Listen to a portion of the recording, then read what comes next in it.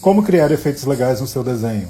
Comece treinando esses padrões que eu vou te mostrar. Vamos começar com o mais útil e o mais popular de todos, que é o cross-hatching, ou linhas cruzadas. Nele você passa uma sequência de linhas por cima das outras, mudando um pouco o ângulo.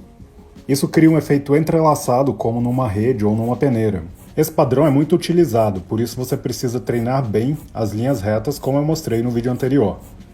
Você usa ele para preencher áreas grandes e áreas pequenas, como nesse outro exemplo. Quando você muda várias vezes os ângulos das linhas, você cria o efeito de volume em uma área pequena. E usando esse padrão, você consegue fazer todos os efeitos de luz e sombra de um desenho. O espaço que você vai deixando entre as camadas acaba criando um efeito de relevo tridimensional. Quando você estiver treinando, experimente fazer linhas com distâncias diferentes. E para ficar com um padrão bonito, você tem que executar com a velocidade constante.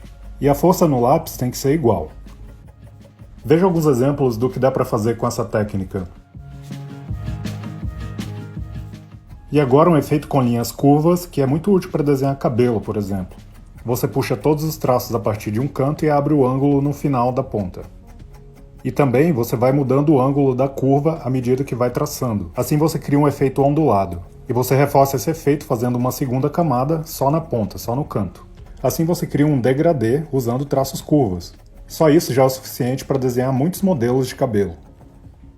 Dá para criar vários efeitos forçando o lápis no começo do traço e ir enfraquecendo a linha à medida que você puxa. Com esses padrões lado a lado, você cria texturas interessantes.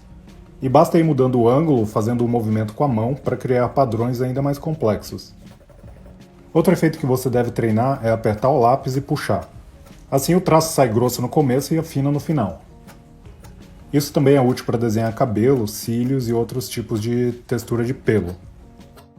Outro efeito fundamental que você deve dominar é o degradê. É bom que você treine até conseguir fazer uma linha bem junta da outra, sem deixar nenhum espaço em branco. E você também precisa treinar mudar a pressão do lápis à medida que está fazendo o preenchimento.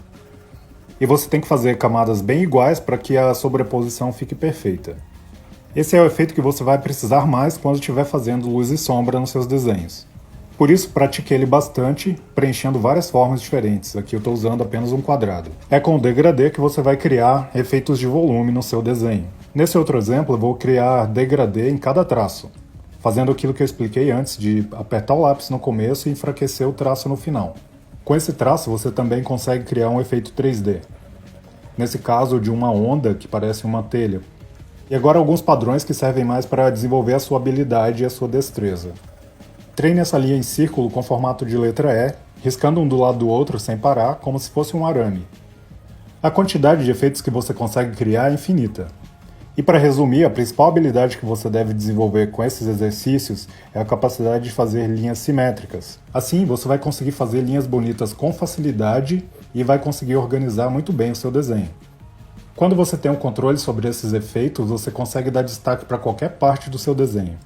Essa série de tutoriais está sendo útil para você? Eu quero saber a sua opinião, comente aí. Me ajude a impulsionar esse vídeo compartilhando com as pessoas que gostam de desenhar. E me siga para acompanhar essa série e aprender muito mais. Uai, seu app de vídeos curtos.